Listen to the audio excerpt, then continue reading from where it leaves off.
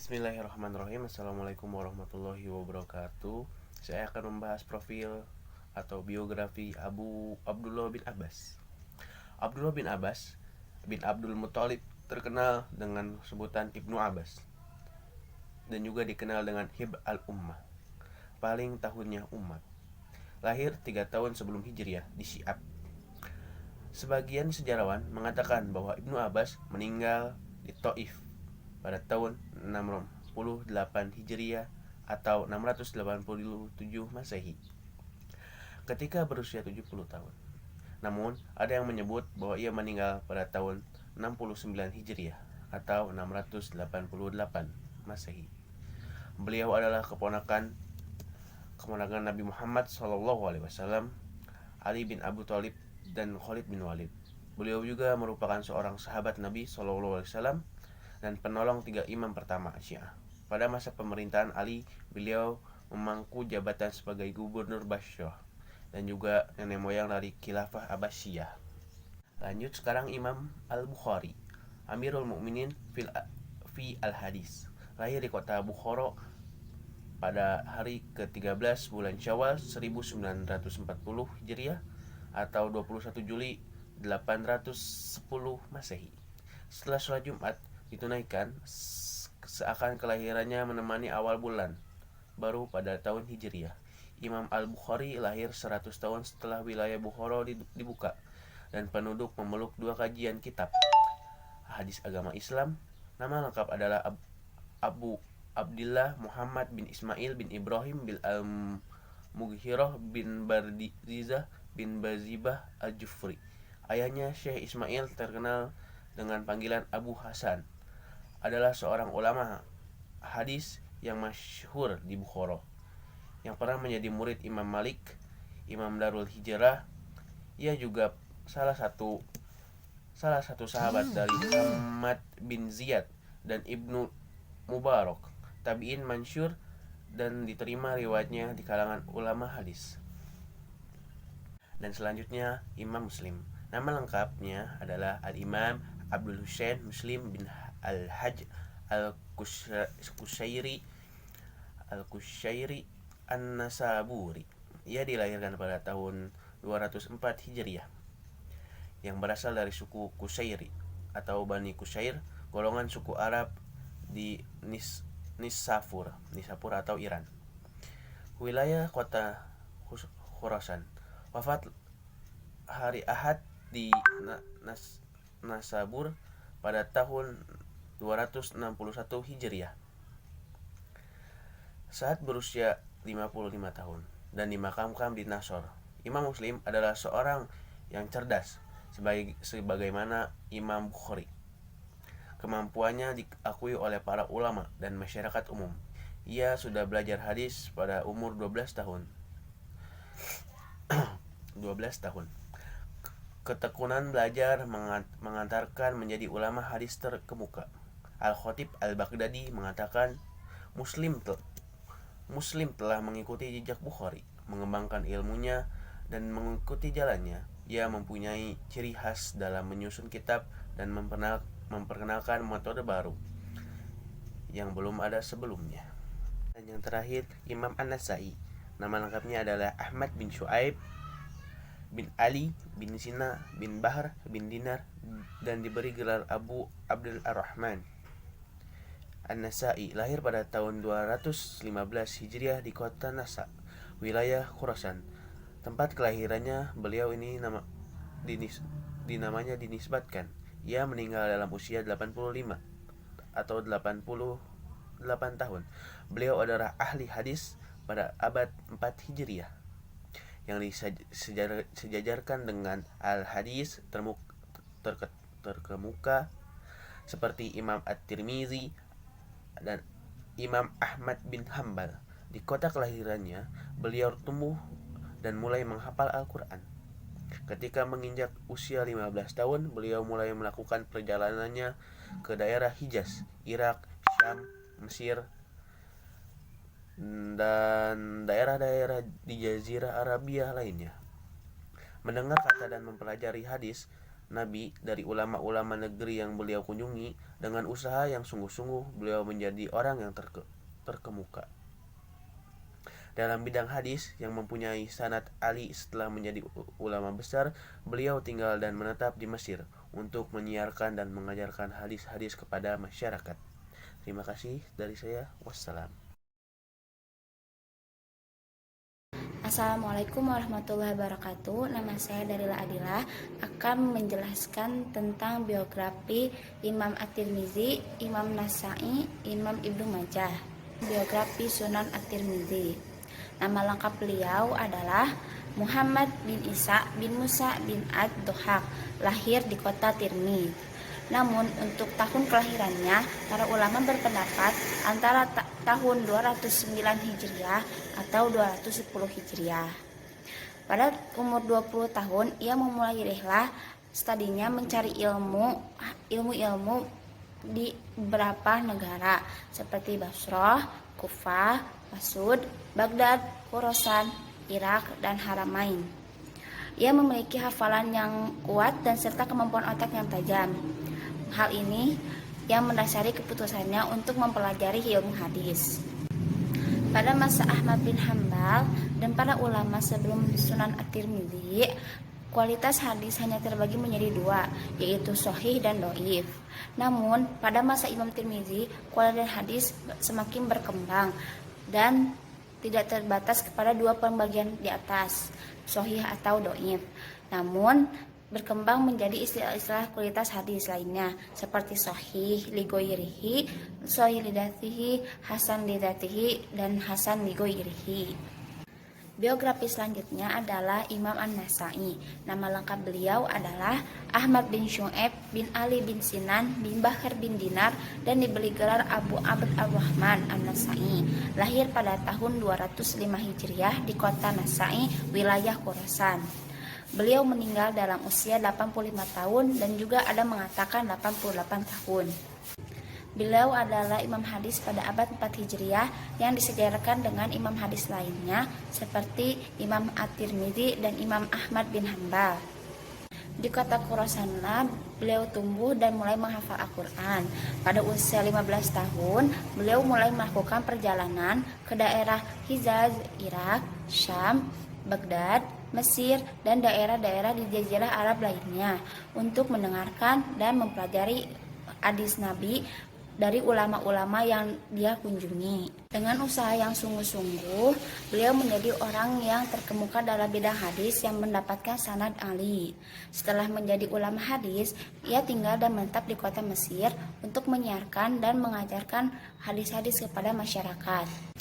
Setahun sebelum ia wafat, ia pindah dari Mesir ke Damaskus untuk menulis kitab Al-Khosais Ali bin Abi Thalib, artinya keistimewaan Ali bin Abi Thalib, yang menjelaskan keutamaan dan keistimewaan Ali bin Abi Thalib menurut hadis, agar penduduk Damaskus tidak lagi membenci dan mencaci Ali bin Abi Thalib. Setelah menulis kitab itu, ia diminta untuk menulis tentang keutamaan Muawiyah bin Abu Sufyan. Akan tetapi, dengan tegas ia menjawab dia tidak mengetahui hadis tentang keutamaan Muawiyah bin Abu Sufyan. Mendengar jawaban seperti itu, Bani Umayyah menganggap bahwa beliau berpihak pada golongan Ali bin Abi Thalib dan menghina Muawiyah. Lalu ia pun dipukuli dan dianiaya.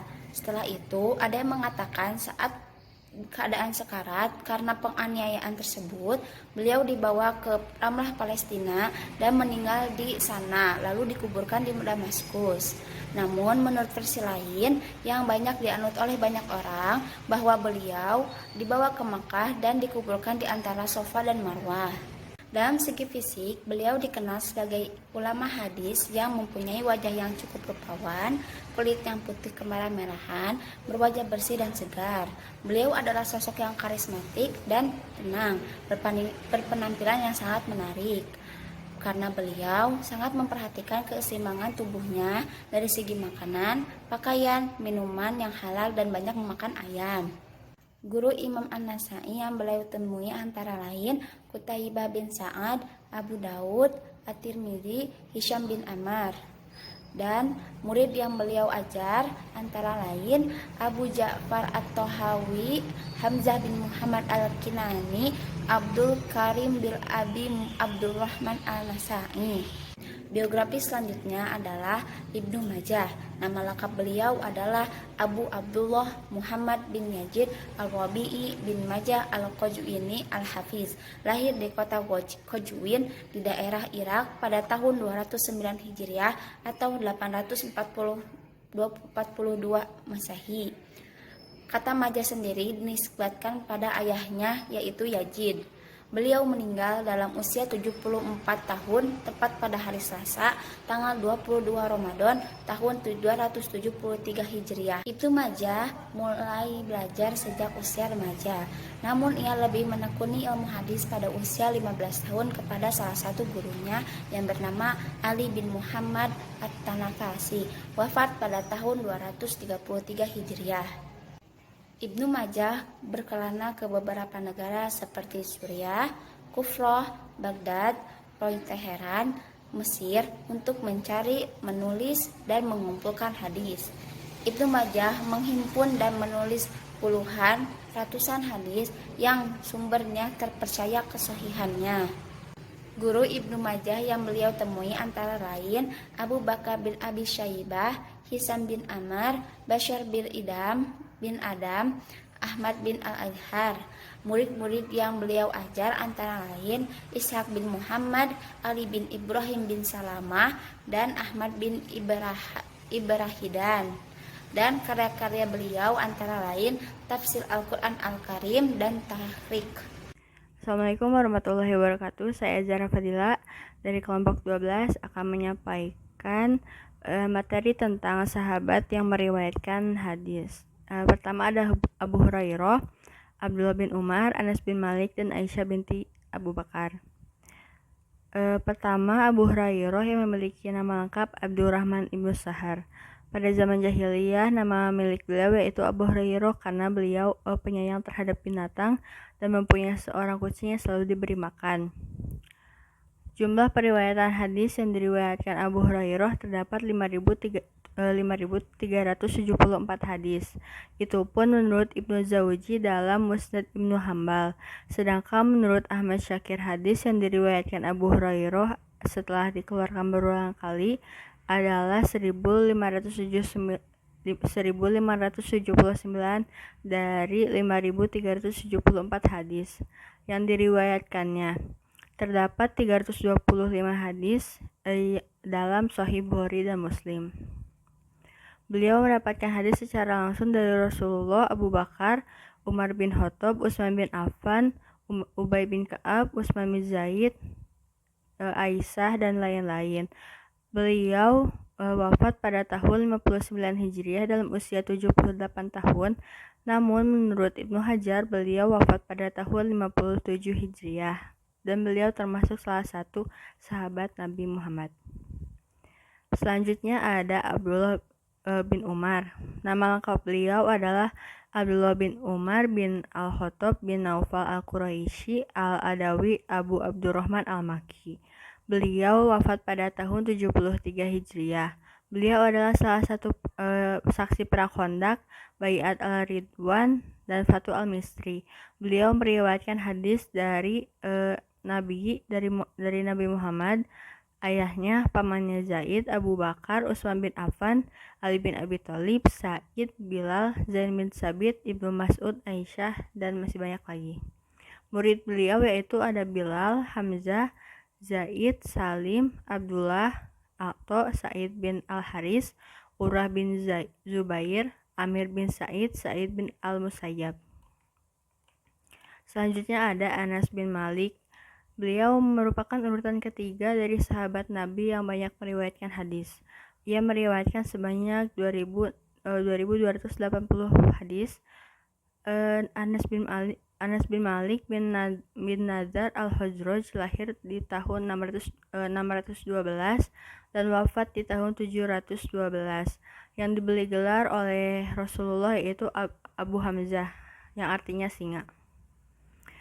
Beliau tersebut termasuk kerabat Rasulullah, pengikut dan sahabat yang terakhir meninggal dunia, dan seorang pembantu Rasulullah yang banyak meriwayatkan hadis darinya. Ibunya adalah Ummu Sulaim Malikah binti Milhan bin Khalid bin Zaid bin Haram, istri dari Abi Tolhah Zaid bin Sahal al-Ansori. Ketika Rasul datang ke Madinah, Anas berumur 10 tahun dan ketika beliau wafat, Anas berumur 20 tahun. Ia adalah seorang mufti, qori, muhadis, perawi Islam. Dia mendapatkan banyak ilmu dari Rasulullah, Abu Bakar, Umar, Utsman, Mu'ad, Usaid al-Hudayr, Abi Tolhah, ibunya sendiri, bibinya Ummu Haram, pamannya Ubadah bin Sabit, Abu Dzar, Malik bin So'so'ah, Abi Hurairah, Fatimah, dan lainnya.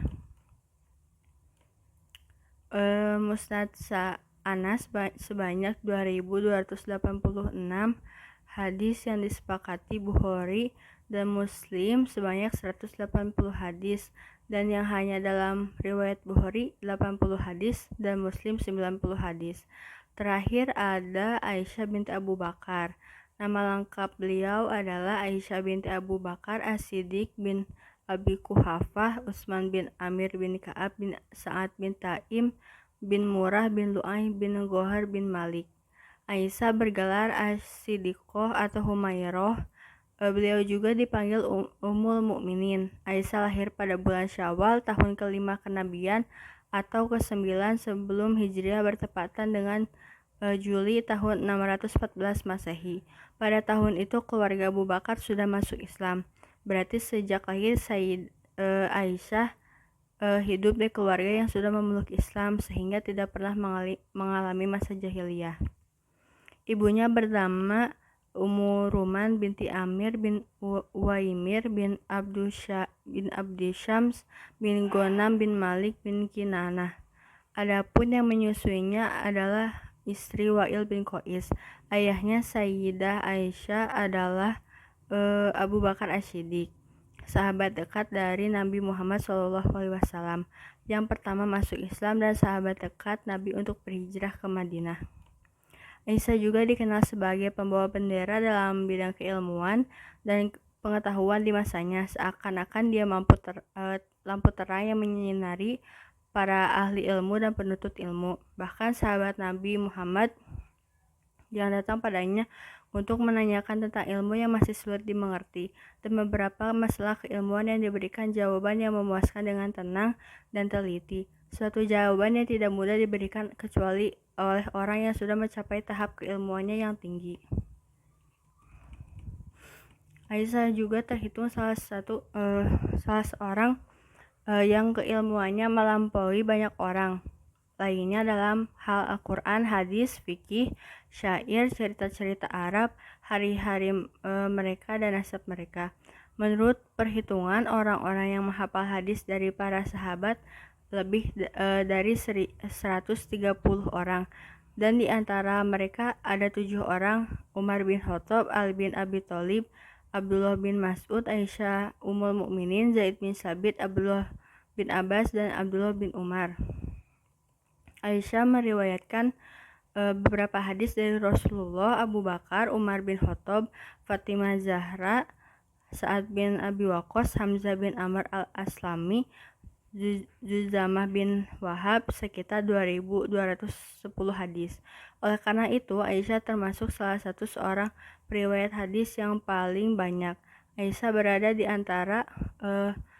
di atas prestasi Ibnu Abbas yang meriwayatkan 1660 hadis.